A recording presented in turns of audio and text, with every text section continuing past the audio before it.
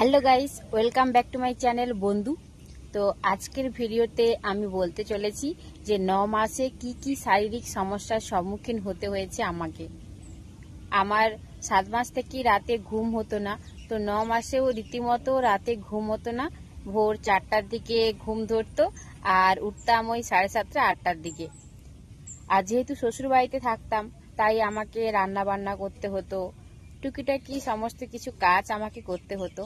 ভারী কাজগুলো বর আর শাশুমা করে দিত, কিন্তু রান্না করা, আমার নিজের জামা কাপড় ধোয়া, সেগুলো তো নিজেকেই করতে হবে।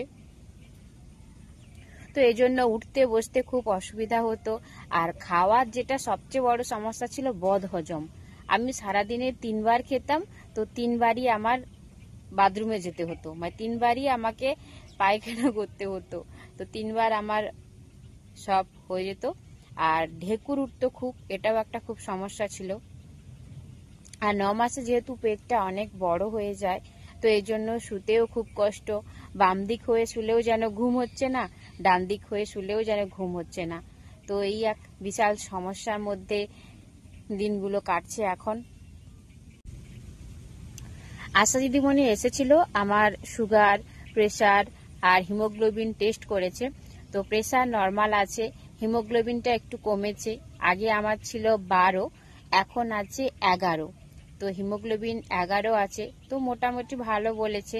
কিন্তু সুগারটা একটু বেড়েছে, তো এই জন্য খুব চিন্তায় আছি যে 8 মাস অবধি আমার সুগারটা লেভেল ঠিকই ছিল, এই 9 মাসে একটু বেশি দেখাচ্ছে।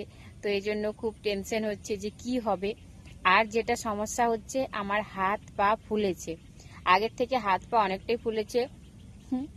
গালও ফুলেছে, তবে তোমরা বুঝতে পারছো কিনা আমি জানি না।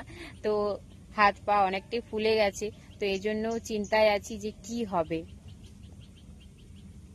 তো মা হওয়া নয় মুখের কথা, তো সেগুলো এখন আমি হাড়ে হাড়ে শিরায় শিরায় বুঝতে পারছি। মুখের মধ্যে একটা হাসি, যে ছোট্ট প্রাণ আসতে চলেছে, আমাদের সন্তান কোলে আসবে। তো এটা আমার কাছে খুব আনন্দের এবং সবচেয়ে খুশির দিন, সবচেয়ে খুশির মুহূর্ত। তবে তার জন্য অনেকটাই কষ্ট পাচ্ছি এখন। তো জানি না ডেলিভারিতে কি হবে। তো আজকে ভিডিওটা এখানেই শেষ করছি। সবাই ভালো লাগলে লাইক করো, কমেন্ট করো আর শেয়ার করো। 9 মাসে আমার কি কি সমস্যা হচ্ছে আমি সেগুলো বললাম, তোমাদের কি সমস্যা হচ্ছে জানিও। তো আজ এটুকুই, সবাই ভালো থেকো, সুস্থ থেকো, টাটা।